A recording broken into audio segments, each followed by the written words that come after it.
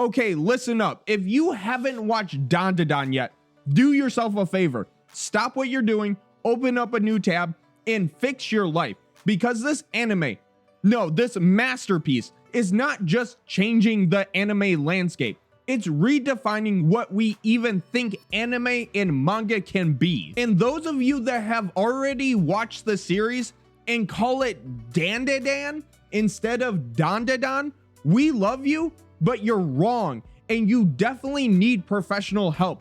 I'm looking at you, Chris. It literally says it in the... Anyway, sorry about that. Today we're talking about DanDaDan and how it has taken over the entire anime world. Like, we're talking about next level genre bending chaos, and since the first season just ended, I'm here to explain why it has become such a big phenomenon. Also, side note, the season 2 trailer just dropped and it looks like amazing. And the crazy part is it's coming July 2025. That's actually insane. Anyways, back to whatever I was talking about. All right, let's start with the basics. DanDaDan is written and illustrated by Yukinobu Tatsu, a name you might recognize if you're a Chainsaw Man fan. This dude was an assistant to Tatsuki Fujimoto, and just like my crippling Pokemon card addiction, it shows. Come on, you motherfucker. Oh, shit. God damn it. Same shit, different day. The chaotic energy, the unpredictable plot twist, and the way that it's balanced instantly with a genuine emotional depth. Yeah, Tatsu learned from the best. But here's the thing, DanDaDan isn't just Chainsaw Man 2.0, it's its own thing. And it all starts with its absolutely crazy premise that took a couple tries to get approved. The reason why it took him a couple of tries is because he wanted a co-female lead, which is probably the least crazy thing about DanDaDan. A shonen anime about a kid getting his banana stolen from ghosts and aliens? Sure, no problem.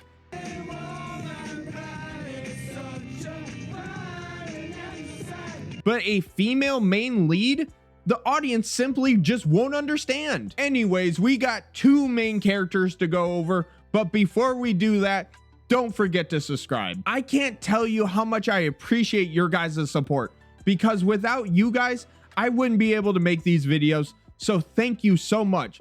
But enough of that self-promotion BS, let's get on with the video. First, we have Momo Ayase, who believes in ghosts, but think aliens are dumb and stupid. And on the other side of the spectrum, we have Okurun, who obsess over aliens, but think ghosts are fake. Naturally, these two decide to settle their debate by exploring a haunted / UFO infested locations. And wouldn't you know it, they're both real. Suck it, grandma, I told you so. The interesting part about these 2 locations is that they're kind of polar opposites to what you would assume these creatures would be. You would think the abandoned hospital would be where the ghosts were, and the mysterious tunnel would be where the alien abductions would happen. I believe this is done on purpose in order to highlight the hypocrisy prior to both of their revelations. The irony in this story is kind of what makes this story and all of its characters great. In real life, not everything can be explained, and no one can act logically 100% of the time. This story does a really good job representing that. Case in point, Turbo Granny. Yes, that's her name, and yes, she's a cursed spirit with super speed, and she has a crazy skill at stealing people's bananas. I highly doubt it was that. Time for dinner. Get the table ready. Are you gonna... Generally, at least as far as I'm aware, you don't think of grandmas as being fast nor good at stealing bananas, but despite the irony, the anime does a good job at using her backstory to explain why she is the way that she is. Now, this is where most stories would buckle under the weight of their ridiculous premise, right? Like, you can't just throw in ghosts, horny aliens, and a tender romance into a story and expect it to work. But somehow, DanDaDan does it. And that's what makes it so revolutionary. That's kind of the secret sauce of this series, is that it walks and talks like a shonen, but in reality, it's actually a romance anime. Normally, I wouldn't touch a romance anime with a 10-foot pole, Did you know that I have a tendency to be unconsciously sexual? Yes. It's a real tough nut to bust. but this anime is able to keep people like me invested by having great fight scenes and a dynamic, interesting art style. Speaking of which, let's talk about the art style, because holy shit, Tatsu's art is something special. Every panel is bursting with energy, detail, and with the unique style that feels both polished and chaotic at the same time. Take his action scenes, for example. You know how some manga get all cluttered during fight scenes and you can barely tell what's happening? Not here. Tatsu's art is so fluid, you can practically feel every punch, kick, and explosion. And this is all translated perfectly into the anime, with additional scenes that add to the action and story. Like the Turbo Granny fight with all those moments where Okarun and Momo are swinging around the city, and those POV shots of the crab and the people they were passing were never in the manga. It just shows that you need more than just a faithful adaptation in order to be a great anime. Then we have the character designs. Turbo Granny is straight up nightmare fuel. Okarun's transformation into Emo Flash is awesome.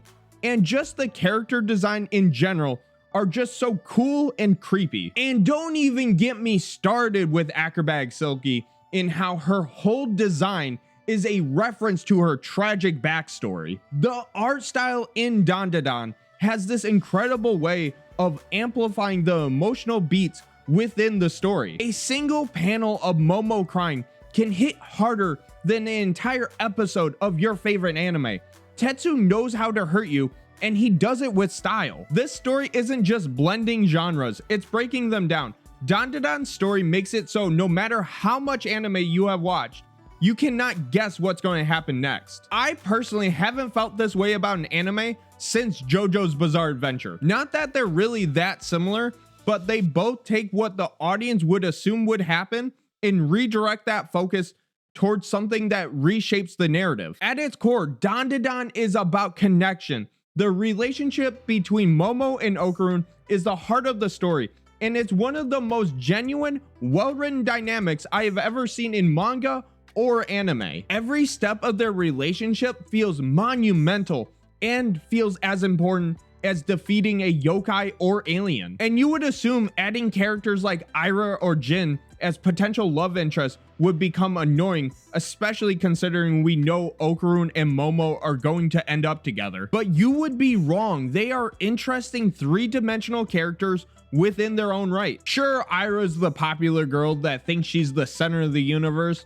but deep down, she's clearly afraid of being alone. She feels the need to be the hero because then people will like her and she won't be alone like she was when her mom passed away. Then we have Gigi.